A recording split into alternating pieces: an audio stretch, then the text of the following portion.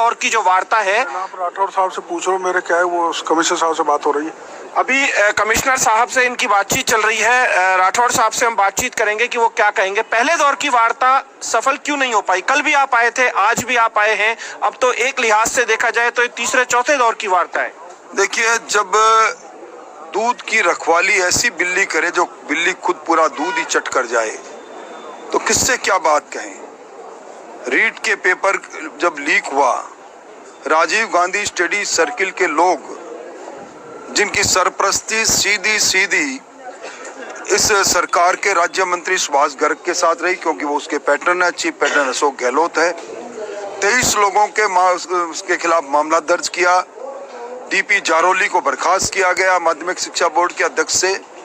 प्रदीप पारासर जिन्होंने प्रश्न पत्र डबल लॉक से सौंपा, उन्हें सस्पेंड किया गया। लेकिन अभी आपकी डिमांड क्या है? आज सारे वो बहाल कर दिए गए हैं, उनको क्लीन चिट दे दी गई है। इसलिए हमें सरकार के कथनी और करनी में अंतर नजर आता है। पहले दौर के अंदर जो बातें सरकार के सामने रखी गई, इस सेकंड ग्रेड के टीचर के पेपर को लीक करने में और लीक करने के बाद जिस एसओजी के इंस्पेक्टर को जांच सौंपी गई, अगर वो इंस्पेक्टर खुद ही उनके साथ मिल जाए, लोकेशन मिल रही है, वो उसकी सरपरस्ती के अंदर मुख्य किरदार सुरेश ढाका, भूपेंद्र सारण फरार हो रहे हैं। ये प्रमाण पत्र जब पहली बार राज्य मंत्री के सामने रखे तो अनभिज्ञ थे। उन्होंने हमें कहा है कि ये सारे प्रमाण पत्रों को जो तथ्य है उनके आधार पर वो जांच कराएंगे। कल एसआईटी की बात थी, आज एसआईटी की बात नहीं होकर जांच के उच्च अधिकारी से बात कर रहे हैं। हमने कहा कि आपकी जांच के अंदर आपकी खुद एजेंसी लिप्त है, आप सीबीआई से कराओ।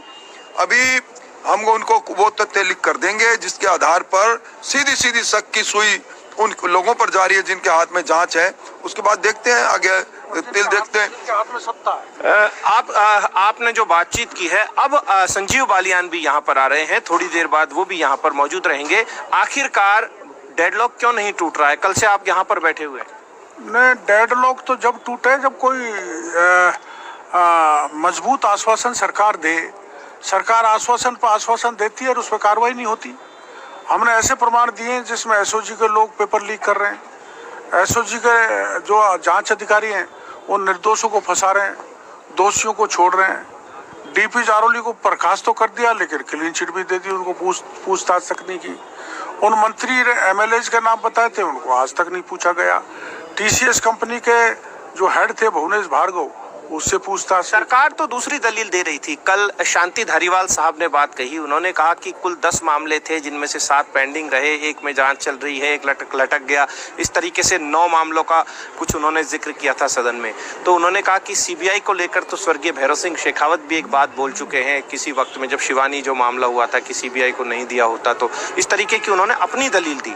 आप क्या किस तरीके से देखते हैं? ऐसा है, चाहे गहलोत साहब हो चाहे शांति धारीवाल हो, वो सीबीआई की जांच के जाने के बाद ये सरकारी धराशायी हो जाएगी। इतना बड़ा ये इसमें गबन है, इतना बड़ा घोटाला है, इतनी बड़ी इसमें अनियमितताएं हैं, इसलिए वो सीबीआई को जांच नहीं देना चाहते। आपको क्या उम्मीद है अब ईडी जो है, ईडी में भी इस पर भी आपको भरोसा है आगामी दिनों में? हाँ, ईडी तो आनी चाहिए। अब ईडी ने सारी तैयारियां कर ली हैं, कब आएगी वो तो मैं ईडी के बारे में कुछ नहीं कह सकता। वो तो आप बात तो करेंगे दोबारा से अमित शाह साहब से जाकर? मैं इंडिपेंडेंट एजेंसी उसके बारे में कुछ नहीं कह सकता, और मैं शिकायत दे चुका हूँ और ईडी ने मन बना लिया। रामलाल जी, आप संगठन का क्या मैसेज लेकर आए हैं? क्योंकि सदन में राठौड़ साहब ने घेरा और आप चूंकि मुख्य प्रवक्ता हैं, तो आप संगठन की तरफ से क्या कहें? देखिए, पार्टी इस मुद्दे के ऊपर एकजुट है और पार्टी की रणनीति थी।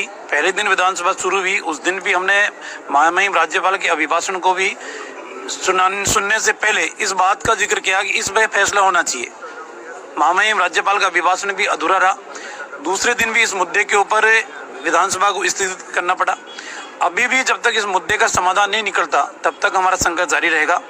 डॉक्टर किरोड़ी लाल जी ने जो प्रमाण दिए हैं, उन प्रमाणों को अंधा व्यक्ति भी अगर विश्वास कर ले तो अब तक सरकार के कई नुमाइंदे जेल की सलाखों के पीछे चले जाएं।